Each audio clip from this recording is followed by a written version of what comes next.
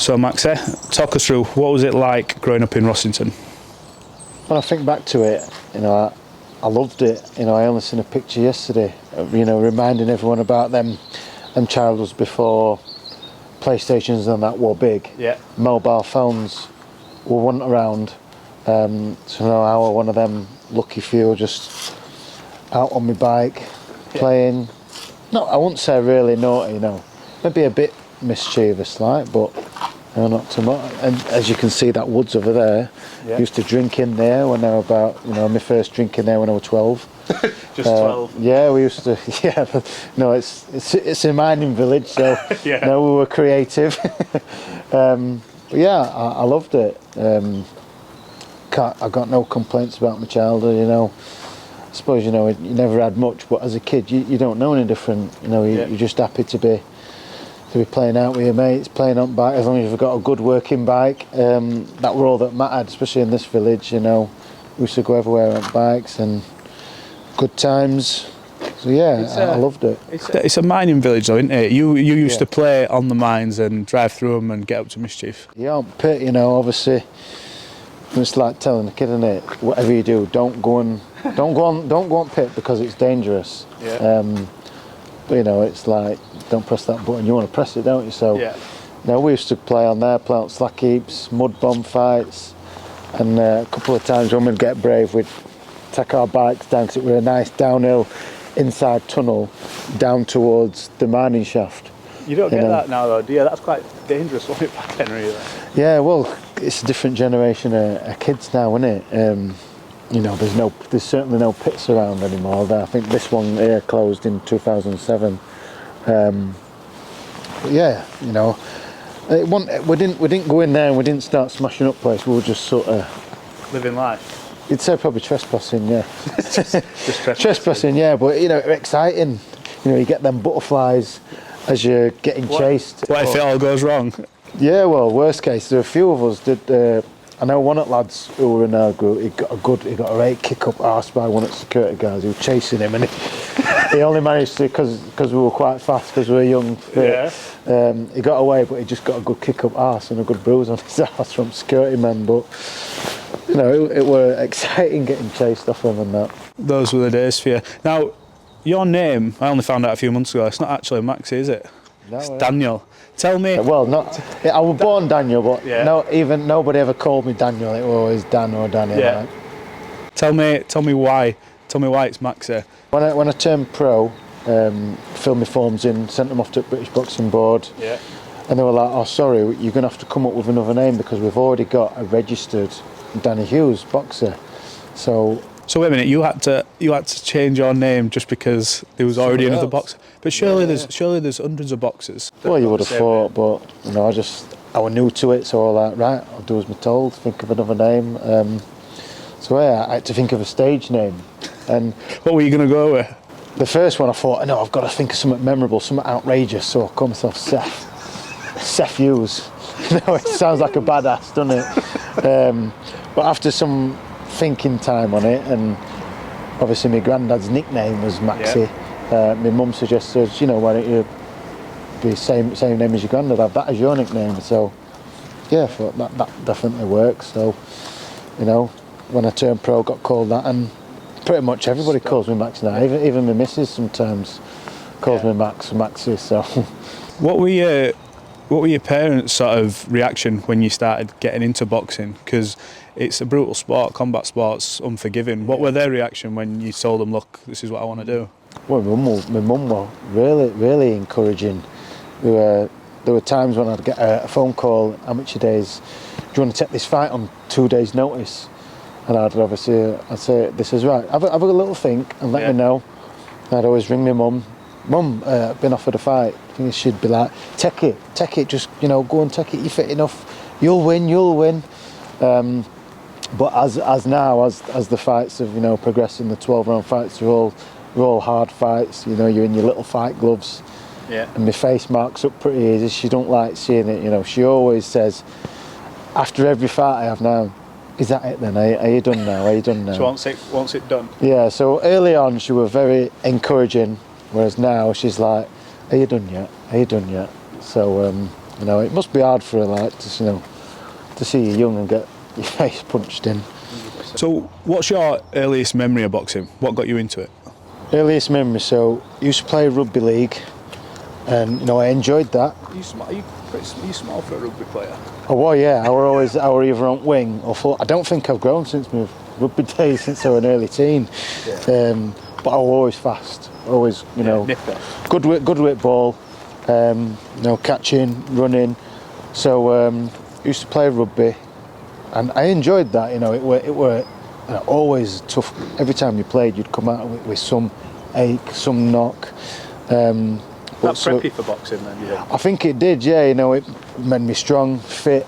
Got used to a bit of a rough, tough sort of game, and then did 2 seasons of that. And then our coach in the pre-season training says, for something different, we'll go once a week to a boxing gym. Yeah. It's good for fitness. So I thought, after a few weeks doing that, I thought, I really like this. And, because we were young, we were at that age where if something went wrong in game or you lost a game, we were kids, we'd be like, that was your fault, that you... Blame game. Yeah. So what made me think about boxing, where I thought, you know what, it's your solo sport, isn't it? So I thought, no, I'll have a go, I'll see if I like it. I know my mum's mentioned, at the time my mum working in Royal Mail sorting office, and she mentioned that there was a kid there was a bloke who used to do boxing when he was younger. So I said to her, Mum, I think I want to have a go at boxing. She said, right, I'll ask James, we'll call James Lister. He says, I'll ask James to tell us where he went. So we found out it went Doncaster Plant Works, which, it's been going, must be about 103, 105 years it's been going now. So this is, got a dress, got the opening times, we'll turn up. So I remember it, like it was yesterday.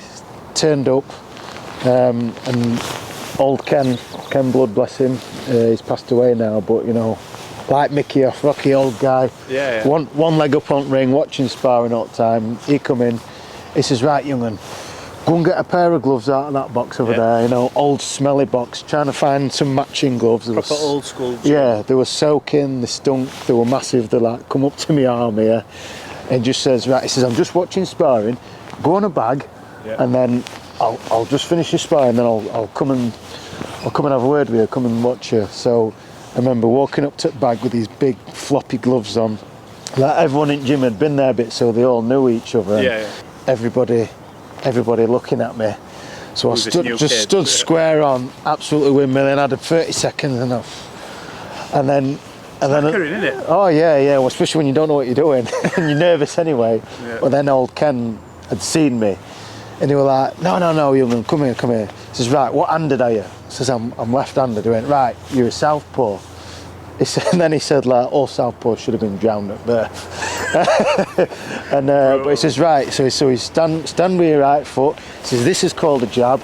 I want you to jab, and then that's your backhand, 1, 2. So then I had a bit of structure, and then he said, right, I'm just going to go back sparring. Yeah.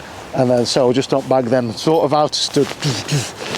And that were it. And he praised me. He says, you're in good shape. You playing rugby already, weren't you? Yeah, so sort of in good shape. And that were it.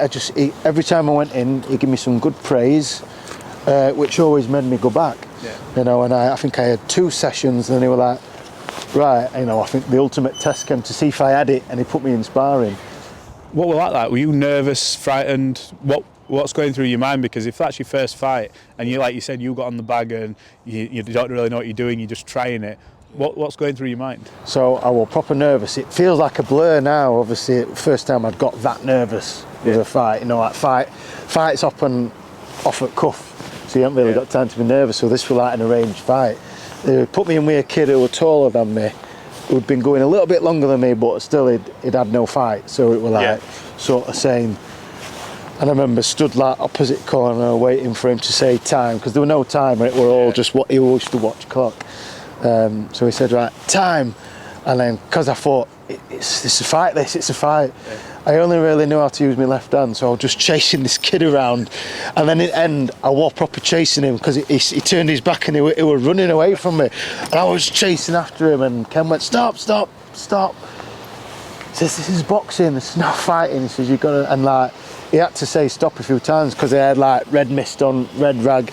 I was just chasing him, trying to kill him, but he says, right, this is, we need to box, you need to use your jab, get your feet right, and that were it. And then started doing that. Sadly, the kid who I was sparring, boxing went for him after that. We never saw him again, but that were it. And then he got me a fight like that because he was like, I think you can do something. I think you've got that killer instinct, you've got that fight in your belly. And it was the same again, just learning, and that were it. It just went from there. He used to always give me praise, so I was like, I like this. He tells me I'm good and that, so it kept me going. Were you an aggressive kid outside of school? Did you get into many scuffles or any fights? You often hear stories about boxers who, come from the street, who got into these altercations, let's say. Did that happen for you at all? I was always, obviously around my mates in my comfort zone. I wasn't quiet, but to anyone out from the outside looking in, I was a quiet kid. If you asked me, but I'd never shy away from. I did have a few fights in school. I'd never shy away from it. If somebody put it on me, I would fight back because I've got better now with experience. But talking, like the bit kids who's good with that. And there were time at school where I tried to argue back, but I started getting nervous. Fire started brewing, and I started mumbling. And I'm like, oh, look at you mumbling. So I thought I'll just whack you. And I found that easier, just punching rather than trying to argue. So I had a few scraps, and I got, people then knew not to sort of, because they think, right, you can't bully him because he'll just fight back. But I never went out looking for trouble, looking for fights. Not picking on anyone like that, bullying people. So. Yeah, it's strange. Like, you speak to my missus now, and people who knew me when I used to work, they're like, I can't believe you're a fighter. You're so laid back and you're so cool, and you can't see you fighting. But I've not come across anyone who's got a bad word to say about you. You come across very calm. I don't think you come across as your typical boxer, fighter. Do you find that people are surprised when they know what you do if they've never met you before? Yeah, because I am naturally shy. I remember when my mum first sent me to, first started school, teacher pulled her in and says, there's something wrong with your lad. He won't talk to anyone, he doesn't get involved with anyone, he's just like, that quiet loner kid, mute kid in corner. But my mum were, she always had me back. She went, if he's got something to say, he'll say it. Yeah. But, as, I've been involved in boxing now, I suppose I don't take anything too serious. That if you notice at press conference interview, I always make a bit of a joke, make light of the situation, because I don't like being really serious. Quite dry humour, isn't it? Yeah, a bit dry humour, and that's just me. I'm humble, I'm down to earth. I ain't got a chip on my shoulder. What you see is what you get, sort of thing. So, I just especially got respect for everyone. Except those who have got a chip on the shoulder, they can fuck off. just swerve them. You got a big family. Was there any sort of sibling rivalry growing up? Did you have that competition with brothers, sisters? No real rivalry. I'm 6 years older than my brother. So there were, so as growing up, you were always that. It's a bit different if you were a year or two in age difference. So no, and we get on now. Whereas my sister is a year younger than my brother, and there was some rivalry there. Like they used to scrap. Yeah, I was sort of the referee. I used to have to split them up. 'Cause even still now, in the mid-20s, they still scrap. There's still that deep rivalry between my brother and sister. Like, especially if they've had a drink, they get a bit fisticuffs, and I'm the mediator between them. My mum likes it if I say, like for instance, we went out Boxing Day for a couple of drinks around the village, and my mum, I says, oh, I'll come, Mum. She went, oh, thank God you're coming, because Brad and Emily are both out having a drink. Off. Yeah, she says you can calm them both down, like. So I was always that older brother to separate them.